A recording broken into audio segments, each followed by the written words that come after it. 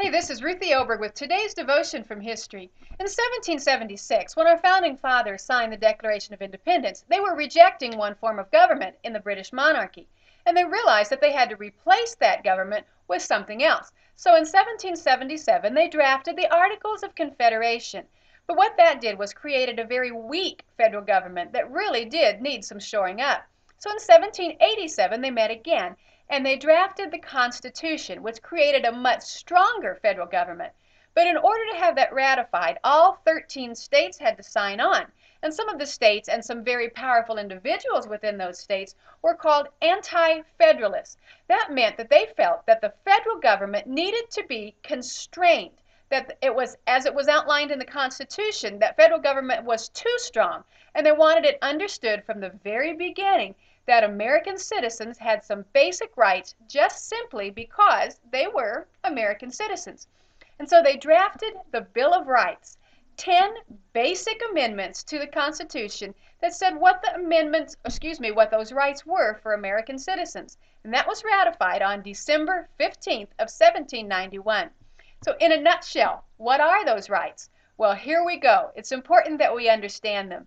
The First Amendment says that Congress cannot make any law about your religion or prohibit you from practicing it. They also cannot make a law that stops you from publishing or saying whatever you would like, such as in a newspaper or a book. And Congress cannot stop you from meeting publicly, even if you are meeting for the very purpose of demonstrating against that federal government. The Second Amendment says that Congress cannot stop people from having and carrying weapons because they understood that each individual needed a way to defend themselves. The Third Amendment said that you don't have to let soldiers live in your house except perhaps in the time of war, and even then only if Congress has passed a specific law about it. The Fourth Amendment says that nobody can search your body, your house, your papers, or your possessions unless they can prove to a judge that there's a pretty good probability that you've committed a crime. You might try that next time you're at the airport. The Fifth Amendment says that you can't be tried for any serious crime without a grand jury meeting first to determine that there's enough evidence for a trial against you. And if there is enough evidence and you are found, if there's enough evidence to have that trial and you're found innocent, the government cannot just hold another trial and get another jury and try you again. You don't have to say anything at your trial if you don't want to. And you can't be killed or put in jail or fined unless you are convicted of a crime by a jury. The Sixth Amendment says that if you are arrested, you have the right to have a trial and have it pretty quickly. And the government can't just keep you in jail without setting that trial up. The trial has to be public so that everybody knows what's going on. And you have the right to know what you're accused of.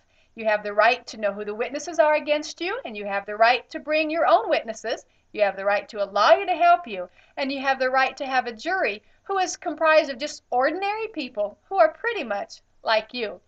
The Seventh Amendment says that you have a right to a jury even when it's a civil case. That means a case when it's people against people rather than against, say, you and the federal government.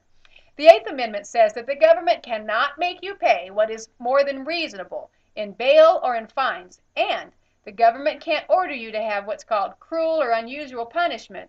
That's torture, even if you are guilty of a crime. The Ninth Amendment says that just because these are the rights listed in the Constitution, that doesn't mean that they're the only rights you have as an American citizen. And the 10th Amendment says that anything that the Constitution hasn't specifically given as a duty to the federal government should be left up to individual states and individual citizens. Now, it's very, very important that we understand what those rights are so that we can protect them. Because, see, the Bill of Rights was created to protect us from our own government. Galatians, an entire book in the Bible, talks about how once we've been set free from something, we should not allow ourselves to return to slavery. And so today, on National Bill of Rights Day, it's important that we understand what our rights are and that we protect them.